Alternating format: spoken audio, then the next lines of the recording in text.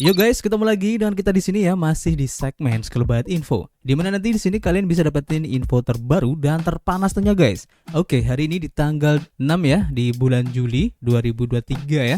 Dan tidak bosan-bosannya, seperti biasa kita selalu ingatkan buat teman-teman semua untuk selalu mematuhi protokol kesehatan dimanapun kalian berada guys. Apalagi di keramaian ya, karena di luar sana banyak sekali virus-virus dan juga penyakit ya yang mengancam kesehatan kita. Oke, kalau kita lihat di sini ya untuk update dari global crypto market cap seperti yang terlihat dari data coin market cap di sini menunjukkan adanya penurunan ya di 1,4% guys. Dan tentu saja ini adalah efek kontribusi dari Bitcoin dan juga teman-temannya ya. Dimana untuk Bitcoin ini cukup lumayan ya turunnya di 2,09% menyusul adanya informasi dari The Fed ya. Nanti kita akan bacakan. Kemudian untuk Ethereum juga turun di 2,7% guys. Kemudian BNB juga turun di 2,5%, SRP turun di 3%, Cardano di 4%. Kemudian untuk Solana ini masih bertahan ya meskipun tipis di 0,01% ya hijau. Dan kalau kita lihat di sini untuk 7 hari ke belakang ya Solana ini udah naik 19% guys. Begitu juga dengan Litecoin ya, dalam waktu 7 hari ke belakang naiknya udah 20% meskipun sekarang mengalami penurunan di 3,4% ya. Cukup bagus guys. Dan untuk Bitcoin Cash hari ini juga masih bertahan ya setelah kemarin sempat ngedip dan sekarang masih di posisi 0,6% ya dalam waktu 24 jam untuk perubahannya, dan dalam waktu 7 hari ke belakang naik di 20% guys.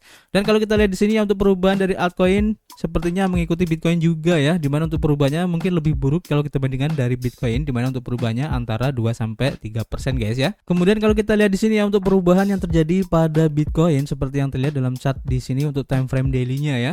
Dan seperti yang sudah saya bilang kemarin sesuai dengan prediksi ya, setelah terjadinya close candle engulfing di sini, maka ada kecenderungan untuk turun dan sempat ya meretest atau hampir ya menyentuh di harga 30.000 dan masih bertahan guys meskipun tempat naik lagi. Tapi dengan kondisi seperti ini biasanya ya untuk 3 candle ke belakang atau selanjutnya setelah kemarin ya 1, 2, 3 ini kemudian nanti akan turun dulu guys, mencoba retest di sekitar harga mungkin bisa nyampe di 29.800 ya, retest di MA20 time frame daily-nya di sini guys. Atau kalau memang nanti di 30.000 ini menjadi titik support yang kuat, kemungkinan akan menyentuh di 30.000 kemudian akan balik lagi guys untuk naik ya. Karena sekarang juga masih dibilang masih di fase sideways ya, dimana para investor pun juga masih menunggu perkembangan terbaru dari ETF Bitcoin Spot ya yang diajukan beberapa aset manajer besar yang sedang diperbincangkan sekarang ini ya. Dan nanti kita akan update lagi guys kira-kira pergerakannya nanti seperti apa. Dan tentu saja dari penurunan ini ada sedikit sentimen negatif ya yang beredar semalam seperti yang kita lansir dari harian Blockwars, di mana di sini diinformasikan bahwa untuk notulen dari The Fed ya, ini membuat pasar merosot guys, dan para trader menyerukan kenaikan suku bunga lebih lanjut. Risalah dari pertemuan penentuan kebijakan Federal Reserve pada bulan Juni membuat pasar berada dalam zona merah ya, karena para investor berspekulasi mengenai berapa banyak kenaikan suku bunga yang mungkin akan dilakukan oleh para gubernur bank sentral.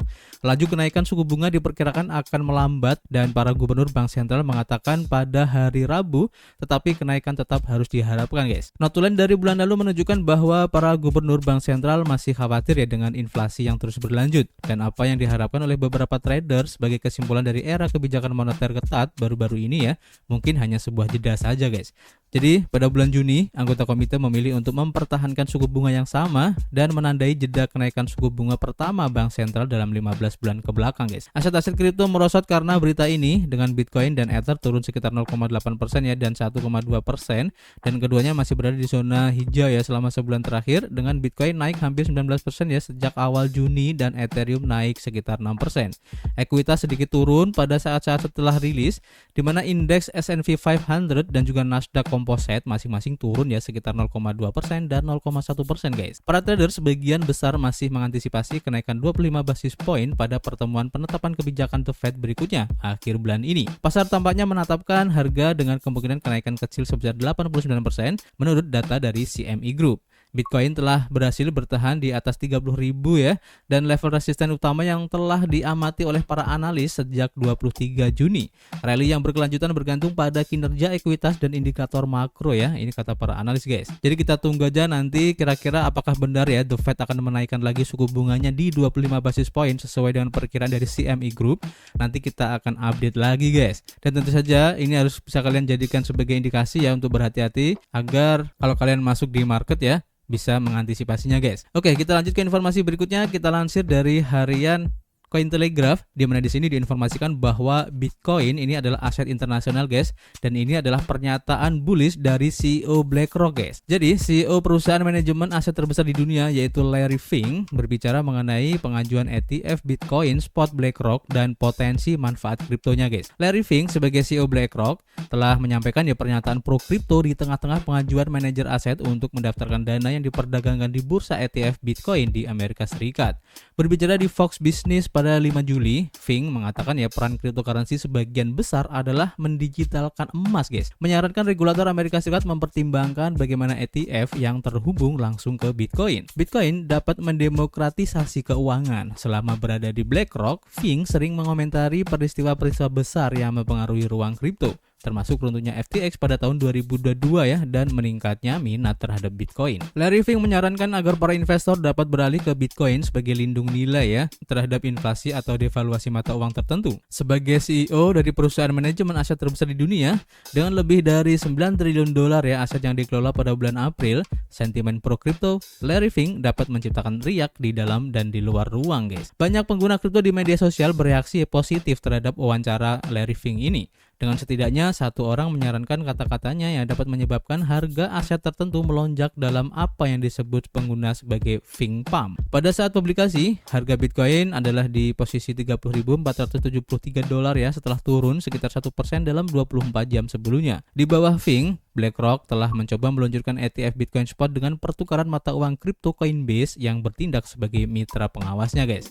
Tidak jelas apakah Komisi Sekuritas dan Bursa akan menyetujui kendaraan investasi tersebut, mengingat rekam jejaknya yang menolak semua aplikasi ETF spot Bitcoin yang diajukan sebelumnya hingga saat ini guys. Jadi memang menarik guys untuk mengikuti perkembangan dari ETF Bitcoin spot ini yang diajukan oleh beberapa aset manager, apalagi dari BlackRock ini karena seperti yang sudah saya bilang berkali-kali bahwa efek jika seandainya nanti SEC menyetujui untuk ETF Bitcoin spot ini, maka efeknya akan sangat masif banget khususnya untuk Bitcoin itu sendiri.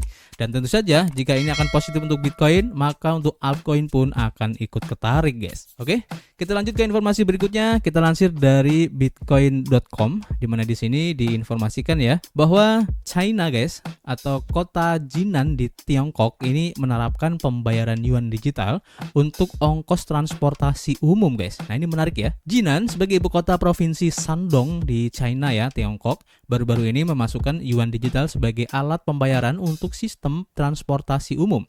Menurut sumber lokal, pembayaran yuan digital telah diimplementasikan pada tanggal 1 Juli di semua bus kota setelah diuji coba di 2 jalur bus. Kota Jinan sebagai ibu kota provinsi Shandong di China baru-baru ini mengumumkan penerapan pembayaran yuan digital dalam sistem transportasi umum. Menurut sumber lokal, Jinan Public Transportation Group, sebuah perusahaan yang mengelola sistem bus di kota tersebut, memasukkan yuan digital sebagai alat pembayaran untuk tarif bus pada tanggal 1 Juli. Sekarang hampir 7 juta warga Jinan akan dapat menggunakan wallet yuan digital mereka yang disediakan oleh People Banks of China atau PBOC untuk membayar perjalanan bus dalam upaya untuk mempercepat transformasi digital sistem transportasi umum kota. Sebelumnya, perusahaan telah melakukan program percontohan terbatas, hanya mengimplementasikan pembayaran ini di 2 jalur bus. Selain itu guys, untuk mempromosikan pembayaran yuan digital ini kota ini telah bermitra dengan cabang PBOC Jinan untuk memberikan diskon sebagai bagian dari tahap kedua dari program perjalanan rendah karbon kota musim semi digital yang akan dibuka tanggal 30 September nanti guys.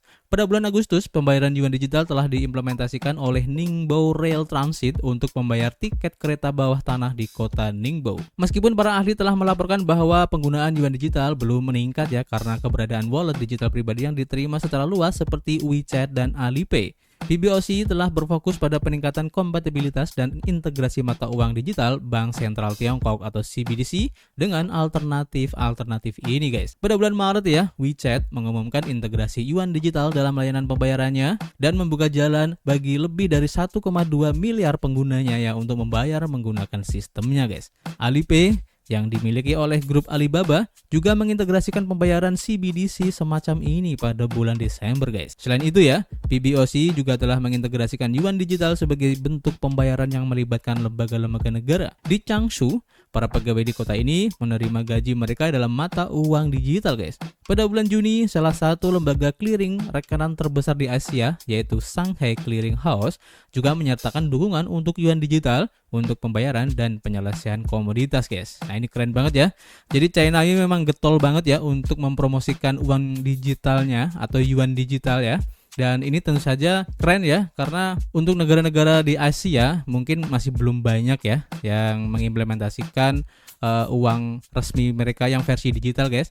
Dan Cina ini kita bisa jadikan sebagai contoh ya untuk nanti kedepannya bagaimana pengembangan dari uang resmi digital nanti yang akan dipakai di kemudian hari ya bagi masyarakat negara tersebut guys. Ini akan keren banget. Dan kita lanjut ke informasi berikutnya ya. Kita lansir dari harian Watcher.guru, di mana di sini diinformasikan ya file untuk Valkyrie ya, untuk ETF spot Bitcoin termasuk Coinbase SSA. Ini kembali diajukan ya. Jadi manajer aset kripto Valkyrie telah mengajukan ETF Bitcoin spot sambil mendaftarkan Coinbase sebagai mitra SSA-nya guys. Jadi selain itu mengikuti pengajuan serupa ya, perusahaan telah menyertakan Surveillance Sharing Agreement atau SSA untuk lebih mematuhi standar Komisi Sekuritas dan Bursa Amerika Serikat SEC guys. Peningkatan kemajuan ETF spot Bitcoin telah terlihat ya sejak BlackRock pertama kali mengajukannya bulan ini, dan selanjutnya sesama raksasa manajemen aset Fidelity mengajukan gugatan guys. Selain itu, keduanya menggunakan Coinbase dalam proposal SSA mereka, khususnya untuk melawan tanggapan SEC awal terhadap pengajuan tersebut guys. Industri aset digital dikejutkan bulan ini ya ketika perusahaan manajemen aset BlackRock mengajukan ETF spot Bitcoin. Setelah itu, industri ini semakin terkejut ketika sesama perusahaan yaitu Fidelity ya juga memilih untuk mengikuti perlombaan ETF Bitcoin ini. Selanjutnya, masuknya dua nama besar dalam keuangan tradisional tampaknya telah meningkatkan perlombaan ETF yang saat ini sedang berlangsung guys. Dan sekarang, manajer aset kripto Valkyrie telah mengajukan ETF Bitcoin spotnya guys. Selain itu, mereka juga mencatat ya Coinbase sebagai mitra SSA-nya. Keputusan ini dibuat untuk mengatasi berbagai kekhawatiran SEC atas potensi manipulasi pasar dari penawaran tersebut, sesuatu yang diharapkan dapat diatasi oleh Coinbase. Analisis Bloomberg Eric Balchunas mencatat bahwa Valkyrie telah mengajukan kembali formulir 19B-4, mirip dengan BlackRock. Memang ya, Balchunas juga mencatat bahwa pencantuman perjanjian SSA mereka tampak lebih agresif ya dalam kata-katanya guys. Selain itu, dia mencatat bahwa mereka menyebut Coinbase sebagai pertukaran Bitcoin spot terbesar guys. Valkyrie adalah nama lain yang berusaha masuk ke pasar ETF Bitcoin, namun kedatangan produk ini pada akhirnya akan bergantung ya pada keputusan yang dibuat oleh SEC. Hingga saat ini, badan pengatur belum menyetujui pembuatan ETF Bitcoin spot ini guys. Hanya waktu yang akan menjawab apakah hal itu akan berubah dengan banyaknya aplikasi yang telah diajukan dalam beberapa minggu terakhir guys. Jadi semakin menarik saja ya untuk perkembangan dari Bitcoin spot ETF ini guys. Dan semakin banyak pula aset-aset manajer lain ya, selain ada BlackRock, Fidelity, Valkyrie, dan mungkin beberapa aset manajer lain yang mungkin belum terblow up ya, yang juga mengajukan ETF Bitcoin spotnya guys. Ini semakin menarik. Dan kita langsung ke informasi terakhir ya. Kita lansir dari harian Daily Hodl. Dan di sini cukup menarik juga informasinya, di mana Binance ini menangguhkan 8 altcoin yang terkait dengan bridge protokol multi-chain setelah insiden di bulan Mei kemarin guys. Jadi Binance sebagai bursa kripto terbesar di dunia ya telah menangguhkan setoran dan penarikan untuk 8 altcoin yang terkait dengan platform bridging ya untuk multi-chain guys. Dalam pengumuman barunya ya, Binance mengatakan bahwa mereka menghentikan dukungan untuk Alchemy Pay atau kode tokennya ACH melalui BNB Smart Chain. Kemudian ada Spell token dengan kodenya Spell melalui Avalanche C-Chain, dan 6 project altcoin berkapitalisasi pasar lebih rendah lainnya melalui Ethereum, dan juga ada Phantom. Token-token tersebut telah ditangguhkan sekali lagi pada bulan Mei setelah insiden yang digambarkan oleh multi-chain sebagai force majeure atau serangan yang menyebabkan beberapa rute di jembatannya ya atau di bridge tidak tersedia guys. Binance belum memberikan alasan khusus untuk menghentikan dukungan untuk proyek-proyek tersebut, tetapi secara singkat merujuk pada insiden tersebut dalam pengumumannya guys. Multichain mengatakan ya pada saat kejadian, yaitu meskipun sebagian besar rute lintas rantai protokol multichain berfungsi dengan baik, beberapa rute lintas rantai tidak tersedia ya karena keadaan kahar dan waktu untuk melanjutkan layanan tidak diketahui guys. Setelah layanan pulih, transaksi yang tertunda akan dikreditkan secara otomatis. Multichain akan memberikan kompensasi kepada pengguna yang terkena dampak selama proses ini, dan rencana kompensasi akan diumumkan kemudian. Tak lama setelah kejadian tersebut ya, perusahaan mengungkapkan bahwa mereka tidak dapat menemukan CEO-nya dan belum ada kabar terbaru tentang keberadaannya guys. Dalam 2 hari terakhir, protokol multichain telah mengalami banyak masalah ya karena keadaan yang tidak terduga guys, di mana tim telah melakukan segala cara untuk menjaga agar protokol tetap berjalan. Tetapi saat ini kami tidak dapat menghubungi CEO Zhao Jun dan mendapatkan akses server yang diperlukan untuk pemeliharaan guys. Jadi kita tunggu aja guys, kira-kira nanti untuk penyelesaian masalah ini gimana ya, karena protokol multichain ini cukup banyak digunakan guys karena support untuk banyak sekali blockchain ya, sehingga untuk melakukan proses bridging dari aset satu ke aset yang lain ya, dari blockchain yang berbeda, ini sangat membantu banget. Dan jika terjadi masalah seperti ini tentu saja akan membuat proses transaksinya akan terganggu tentu saja ya, dan tentu saja ini akan berakibat buruk ya bagi multichain itu sendiri. Nanti kita akan update lagi guys, dan untuk sementara ini dulu ya informasi hari ini guys, kita nanti akan update lagi, dan seperti biasa kita masih menunggu kritik dan saran dari kalian ya di kolom komentar, nanti kita bisa ngobrol banyak di dalamnya. Dan yang pasti guys, kita akan ketemu lagi di informasi berikutnya. Peace.